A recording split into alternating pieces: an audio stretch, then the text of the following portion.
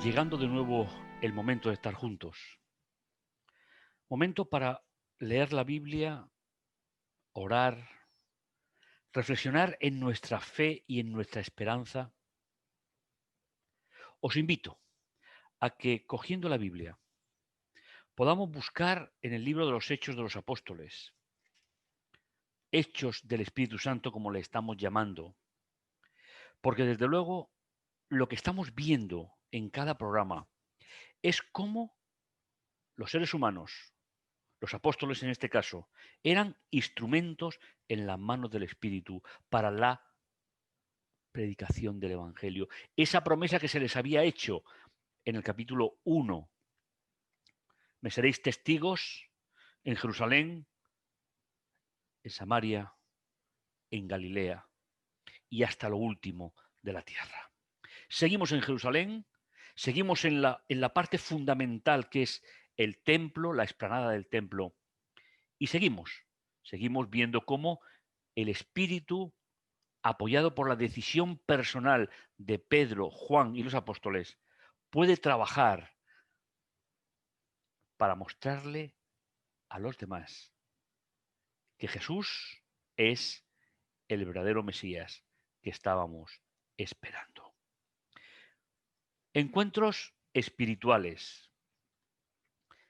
Ese momento diario en el cual nos acercamos hacia la Biblia, nos acercamos hacia nuestro Salvador y Redentor, intentando encontrar qué aplicaciones para nuestra vida podemos hacer de todo lo que estamos leyendo de este precioso libro, el libro de las obras del Espíritu. Habíamos dejado en el capítulo 2 la llegada del Espíritu a modo de lenguas de fuego y cómo se habían convertido o habían aceptado a Jesús 3.000 personas. Después hablábamos de esa sanación que había hecho Pedro y los apóstoles, de aquel enfermo de nacimiento que estaba a las puertas del templo. Y sobre todo, cómo utilizaron la sanación de aquel impedido para aprovechar y magnificar lo que habíamos leído ya en en Hechos 3:16.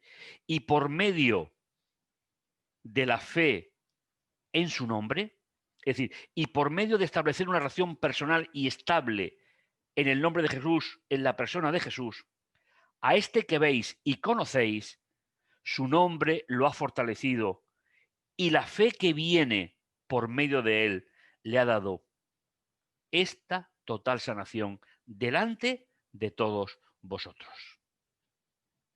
Este texto va a ser empleado por los discípulos como la fuerza para seguir anunciando el Evangelio y por parte de los dirigentes religiosos para ir en contra de ellos. Eso es, al fin y al cabo, lo que significa la venida del Espíritu a nosotros. Continuamos. El tema de hoy son 4 intensos versículos que tienen que ver con la consecuencia de cómo entendieron los dirigentes religiosos de la época lo que estaban predicando los apóstoles. Ya les habían dicho, recordado, que oficialmente como pueblo, no particularmente, por supuesto, habían crucificado a Jesús. Y esto trajo diferentes consecuencias en un primer plano que el Señor tendría que resolver según su propio criterio. Porque lo que hicieron Pedro, Juan y los apóstoles fue poner su vida al servicio de Dios y que fuese Dios el que decidiera cómo se resolvían los problemas que se estaban planteando. Seguimos. Y ahora nos encontramos en un enfrentamiento por la sanación, pero sobre todo por otro aspecto importante. Había un sector del judaísmo, que es el que va a aparecer en la escena en los versículos de hoy, que no creían en la resurrección de los muertos. El judaísmo de la época creía en lo que se llama el seno de Abraham. Es decir, que cuando los justos, sobre todo solo judíos, morían, iban a un estado superior en el cielo, donde se encontrarían con los patriarcas Abraham, Isaac, Jacob. Indudablemente, esa es una realidad bíblica inexistente. Nadie está vivo, exceptuando los que fueron expresamente llevados por Dios a la eternidad. Porque todos los que mueren descansan esperando el regreso de Jesús. Pero eso no quita para que en el episodio de hoy haya grupos del judaísmo que les molesta lo que los discípulos están haciendo. Y que, por supuesto, solo se identifican ellos mismos, absolutamente nadie más. Dice el versículo 1, hablando ellos al pueblo, es decir, comunicando a forma de testimonio lo que habían vivido, lo que habían sentido, lo que habían vivido junto a Jesús. Se le acercaron sacerdotes, jefe de la guardia del templo, los saduceos. Y nos dice el texto que estaban muy irritados. Permitidme hacer un pequeño recuento de qué papel jugaban tanto los sacerdotes como el jefe de la guardia como los saduceos, para que el desenlace de la escena podamos entenderla según se desarrolló en aquel momento. En cuanto a los sacerdotes, ya que estaban repartidos por toda la nación, hace referencia a aquellos que estaban de guardia semanalmente en el templo. Ya desde la época de David, el rey David, se había estructurado de esta manera. Entraban semanalmente a los oficios que se hacía en el complejo de actividades que suponía el templo en la época de los apóstoles. En segundo lugar, tenemos al jefe de la guardia, que era un sacerdote de alto rango, que era el encargado de coordinar todas las actividades del templo, las privadas, las que estaban dirigidas a toda la comunidad, más todos los edificios de alrededor. Era una persona importante en la época, porque tenía bajo su autoridad todas las actividades que se hacían en el templo. Y en tercer lugar tenemos a los saduceos. Los saduceos era un partido político que estaba enfrentado con los fariseos precisamente por el tema de la resurrección de los muertos. Como solo creían en los 5 primeros libros de la Biblia, Génesis, Éxodo, Levítico, Número y Deuteronomio, no encontraban la resurrección, sino haber heredado de los siglos anteriores el concepto antibíblico del seno de Abraham. Los saduceos no tenían nada que ver con el templo. Pero hay un dato que es relevante. Todas las grandes familias sacerdotales, de las cuales salían los sumos sacerdotes, pertenecían a ese partido, por la simple y sencilla razón de que también los sacerdotes levíticos, solamente creían también en los 5 primeros libros de la Biblia, por el simple hecho de que es el lugar de la Biblia donde se estructura, donde aparece toda la legislación para el sacerdocio, el templo y los sacrificios. Por eso tenemos un contexto más bien de protección de la nación que poder entender que el mensaje que Pedro y Juan les están comunicando a ellos les molesta profundamente. ¿Y por qué? Fijaos en el versículo 2. Muy irritados porque ellos, Pedro y Juan, enseñaban al pueblo y anunciaban en Jesús la resurrección de los muertos.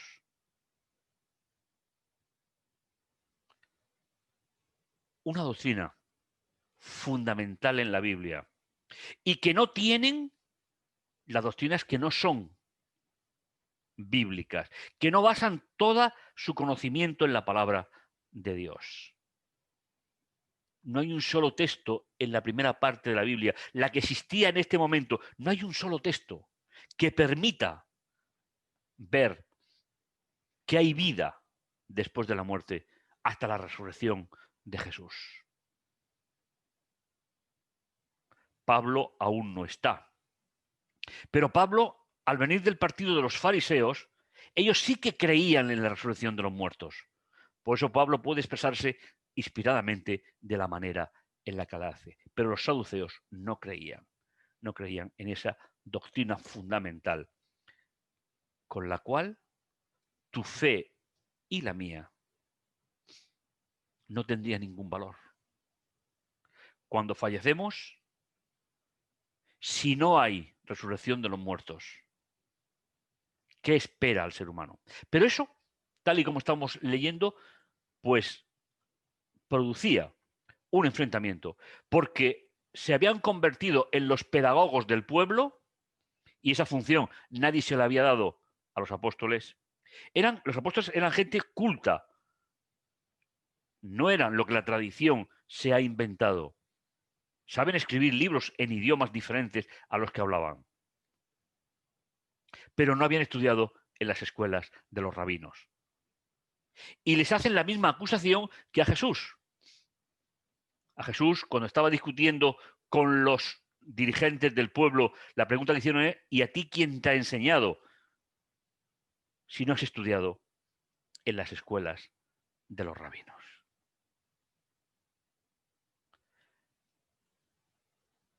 Pedro y Juan, junto a los discípulos, enseñaban y anunciaban en Jesús la resurrección de los muertos. Como decimos, parte fundamental del Evangelio. Y dice el texto que les echaron mano y los pusieron bajo custodia hasta el día siguiente, porque ya era tarde. Al menos a Pedro y a Juan le concedieron un derecho que no le habían concedido a Jesús.